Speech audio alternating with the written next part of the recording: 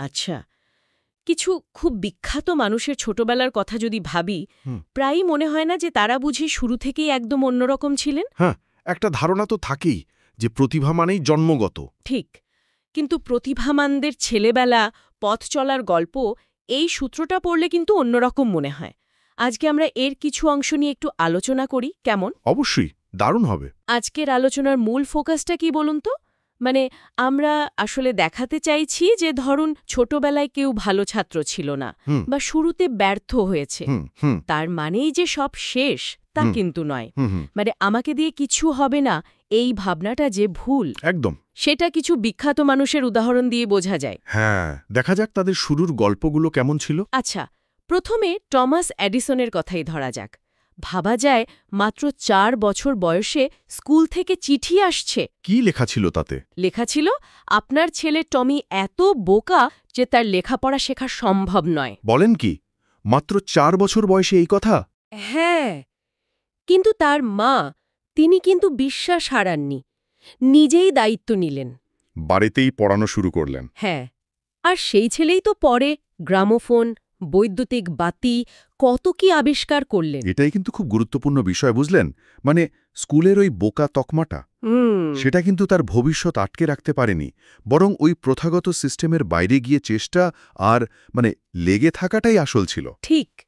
এটা আসলে আমাদের ভাবায় যে মেধা বা বুদ্ধি মাপার যে চলতি ধারণাগুলো, সেগুলো কি সবসময় ঠিক, নাকি এর বাইরেও কিছু আছে? একদম। আরেকটা দারুণ উদাহরণ তো আইনস্টাইন। ছোটবেলায় নাকি স্মৃতিশক্তি খুব দুর্বল ছিল। হ্যাঁ, শুনেছি তাকে নাকি গবেটো বলা হতো। তাই পড়াশোনা শুরু করতেই 9 বছর বয়স হয়ে গিয়েছিল, আর স্কুলের ভর্তি পরীক্ষাতেও প্রথমবারে ফেল।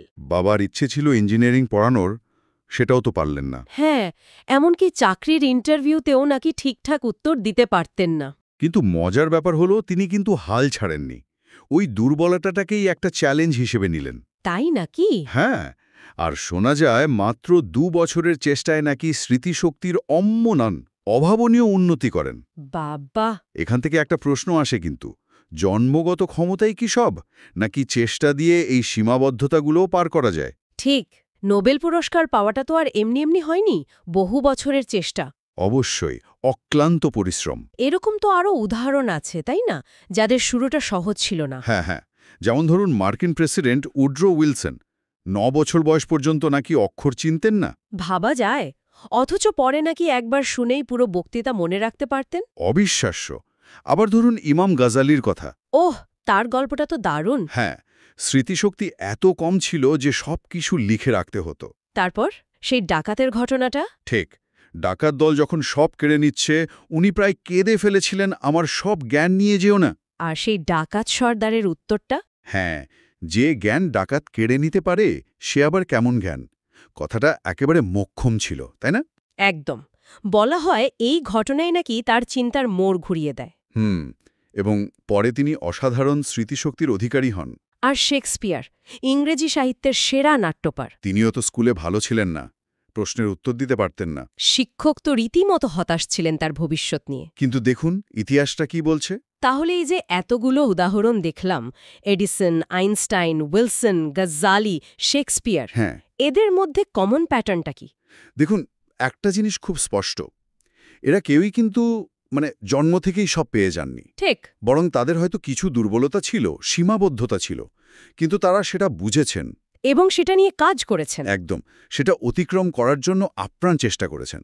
আসলে বড় করে দেখলে এটাই বোঝা যায়, ঠিকঠাক মোটিভেশন আর চেষ্টা থাকলে নিজের ভেতরের ক্ষমতাটাকে জাগিয়ে তোলা সম্ভব। এই প্রসঙ্গে সূত্রতাতে একটা খুব সুন্দর উপমা আছে, প্রজাপতির গল্পটা। ও হ্যাঁ, সুইয় পোকা থেকে প্রজাপতি হওয়ার। হ্যাঁ, এক শিক্ষক ছাত্রদের দেখাচ্ছিলেন পুরো প্রক্রিয়াটা। আর তিনি বলে দিয়েছিলেন, প্রজাপতিটা যখন গুটি থেকে বের হওয়ার চেষ্টা করবে, কেউ যেন সাহায্য না করে। কিন্তু একজন ছাত্রের খুব মায়া হলো। হ্যাঁ, সে দয়া করে গুটিটা ভেঙে প্রজাপতিটাকে বের করে দিল। আর ফল কি হলো? প্রজাপতিটা উঠতেই পারল না, একটু পরেই মারা গেল। কারণটা কি? শিক্ষক বোঝালেন, গুটি থেকে বের হওয়ার জন্য প্রজাপতিকে যে সংগ্রামটা করতে হয়, ওই চেষ্টার মাধ্যমেই ওর ডানাগুলো শক্তি পায়, ওড়ার জন্য তৈরি হয়। মানে সাহায্য করতে গিয়ে ছাত্রটি আসলে ওর বিকাশের একটা জরুরি ধাপ নষ্ট করে দিল। ঠিক, ব্যাপারটা আমাদের জীবনের জন্য খুব সত্যি, তাই না? নিজের চেষ্টা, নিজের সংগ্রাম ছাড়া। হ্যাঁ, প্রকৃত শক্তি বা অর্জন সেটা বোধহয় আসেই না। বাইরের সাহায্য অনেক সময় ভালো করার চেয়ে ক্ষতিই করে বেশি। তাহলে মোদ্দা কথা কি দাঁড়ালো? ছোটবেলার কোনো অসুবিধে বা ধরুন ব্যর্থতা সেটা কিন্তু জীবনের শেষ কথা নয়। একদমই নয়। অ্যাডিসন, আইনস্টাইন বা অন্যদের জীবন তো সেটাই দেখাচ্ছে। চেষ্টা লেগে থাকলে অনেক বাধাই পার হওয়া যায়। ঠিক তাই। অনেক সময় আমরা নিজেরাই নিজেদের সীমাবদ্ধ করে ফেলি। আমার স্মৃতিশক্তি কম, আমি এটা পারবো না। এই ধারণাগুলো হ্যাঁ, এগুলো আসলে আত্মবিশ্বাসের অভাব। সূত্রটাও তো সেটাই বলছে। এরা যদি নিজেদের দুর্বলতা কাটিয়ে উঠতে পারেন, তাহলে যে কেউ চেষ্টা করতে পারে। অবশ্যই। হয়তো সবাই বিশ্ববিখ্যাত হবেন না, কিন্তু নিজের জায়গায় দাঁড়িয়ে সফল হওয়া, সাধারণ কাজকেই নিষ্ঠা দিয়ে অসাধারণ করে তোলা, সেটা তো সম্ভব। এইসব আলোচনা থেকে আমার একটা প্রশ্ন মনে আসছে। বলুন। ধরুন, স্মৃতিশক্তি বাড়ানোর কৌশল বা অন্য কোনো দক্ষতা অর্জনের পদ্ধতি, হ্যাঁ, এগুলো তো হয়তো জানা যায়। হ্যাঁ। সেসব পদ্ধতি তো আছেই। কিন্তু তার থেকেও গভীরে কি অন্য কিছু কাজ করে? মানে ওই যে ভেতরের পরিবর্তনটা।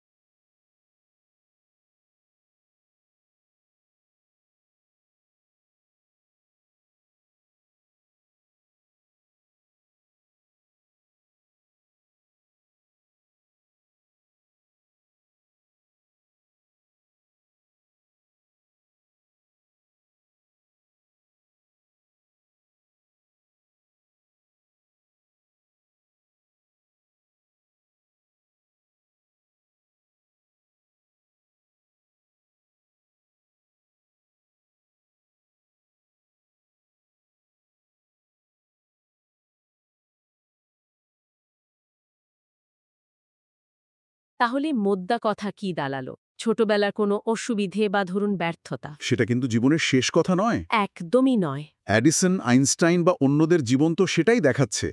চেষ্টা লেগে থাকলে অনেক বাধায় পার হওয়া যায়। ঠিক তাই।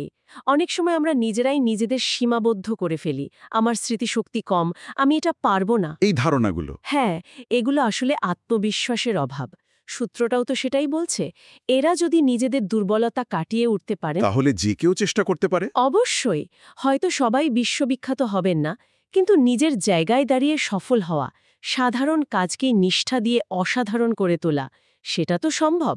এইসব আলোচনা থেকে আমার একটা প্রশ্ন মনে আসছে। বলুন। ধরুন, স্মৃতিশক্তি বাড়ানোর কৌশল বা অন্য কোনো দক্ষতা অর্জনের পদ্ধতি, হ্যাঁ, এগুলো তো হয়তো জানা যায়। হ্যাঁ। সেসব পদ্ধতি তো আছেই। কিন্তু তার থেকেও গভীরে কি অন্য কিছু কাজ করে? মানে ওই যে ভেতরের পরিবর্তনটা। খুব ভালো পয়েন্ট। এটা নিয়ে ভাবা দরকার। মানে নির্দিষ্ট টেকনিক বা পদ্ধতির বাইরে গিয়ে হ্যাঁ, নিজের মানসিকতার কোন পরিবর্তনটা আসল ভূমিকা নেয়, কোন জিনিসটা সেই ভেতরের সুপ্ত ক্ষমতাটাকে জাগিয়ে তোলে, যেটা হয়তো বাইরে থেকে দেখলে সাধারণই মনে হয়েছিল। ঠিক। সাফল্যের আসল চাবিকাঠিটা কি তাহলে ওই মানসিক জোর বা দৃষ্টিভঙ্গির মধ্যেই লুকিয়ে থাকে? হতে পারে। এটা একটা দারুণ প্রশ্ন। এটা নিয়েই হয়তো আমাদের আরও ভাবা উচিত।